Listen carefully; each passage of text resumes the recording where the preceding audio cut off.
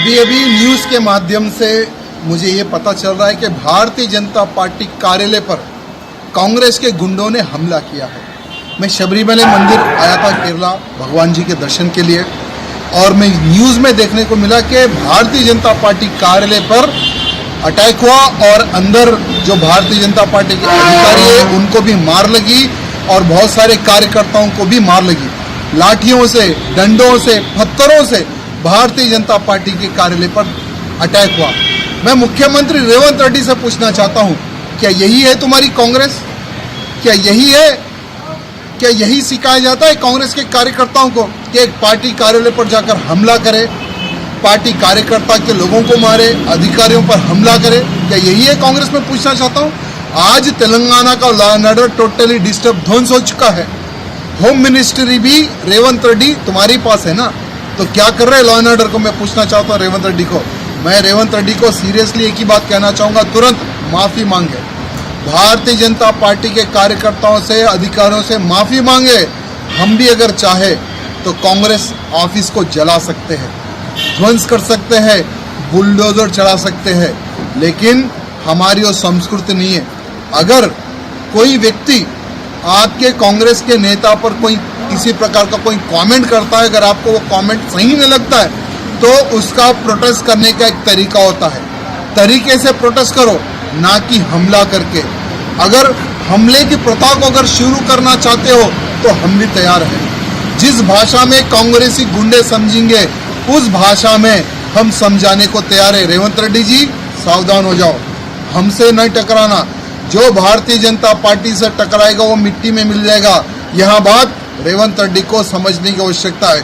तुरंत मैं डीजीपी से निवेदन करना चाहता हूँ, जिन लोगों కాంగ్రెస్ వెర్షన్ ఏంటంటే భారత్ మాతాకి జై అంటూ భరతమాత బిడ్డ ప్రియాంకను అవమానిస్తారా అంటూ ఆ పార్టీ కాంగ్రెస్ సీనియర్ నాయకుడు జగ్గారెడ్డి కూడా క్వశ్చన్ చేస్తూ ఉన్నారు భారతీయ జనతా పార్టీని.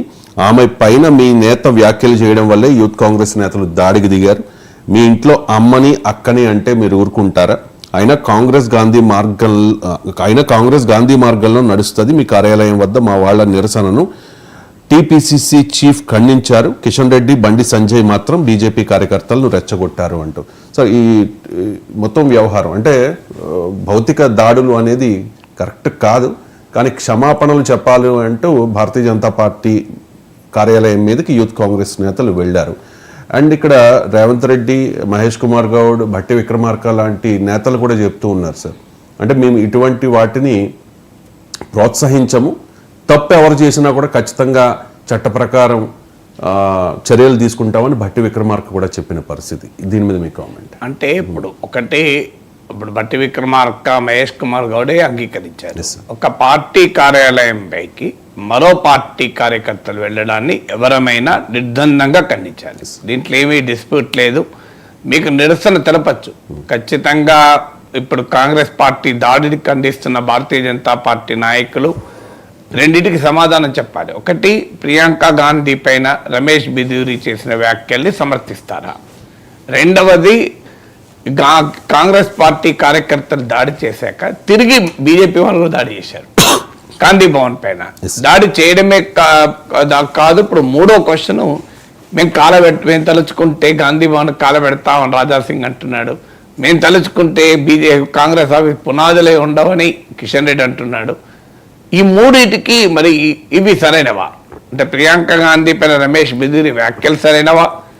అలాగే మేము తలుచుకుంటే తగలబెడతాం, కూల్చివేస్తాం, పునాదులే ఉండవు అన్నది సరైందా? అలాగే ఈ దాడి భౌతికంగా బీజేపీ కార్యకర్తలు వెళ్ళి కూడా గాంధీ భవన్ పైన దాడి చేశారు, మరి అది సరైందా? ఈ మూడింటిని కూడా ఖండించాలి కదా. అందువల్ల మనలాంటి వాళ్ళు అన్నిటినీ ఖండిస్తాం.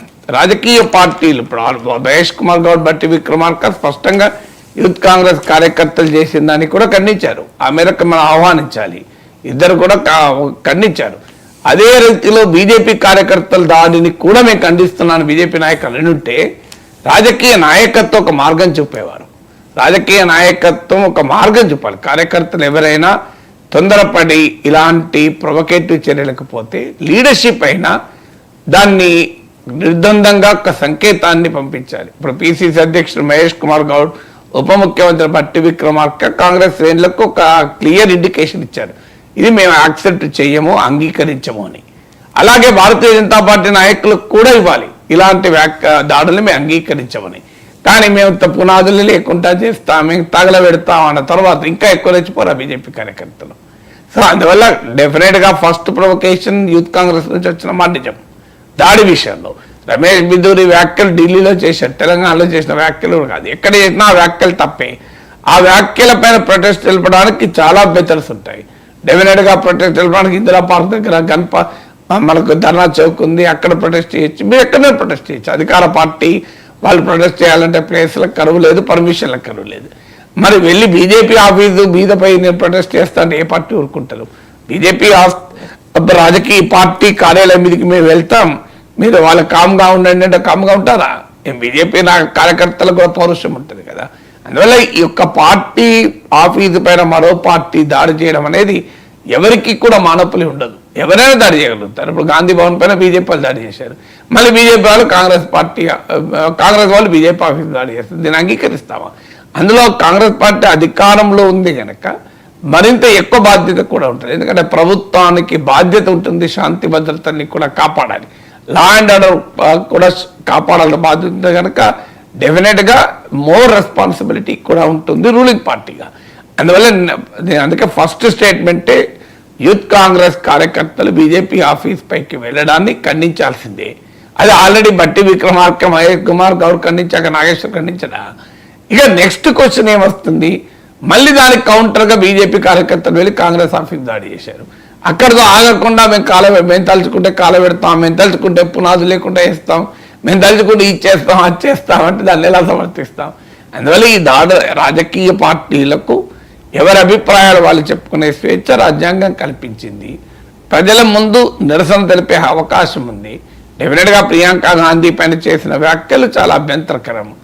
ఈ వ్యాఖ్యలు ఎక్స్పోజ్ చేసే క్రమంలో ఎక్స్పోజ్ చేస్తేనే కాంగ్రెస్ పార్టీ లాభం. ఇలా బీజేపీ ఆఫీసు దాడి చేస్తే రాజకీయంగా ఏం లాభం? పొలిటికల్గా ఆలోచించినా కూడా మీరు వెళ్ళి మాకు 10,000 మంది మహిళలతో ఒక నిరసన తెలపండి, ప్రియాంక గాంధీకి సౌహార్దత పలుకుతూ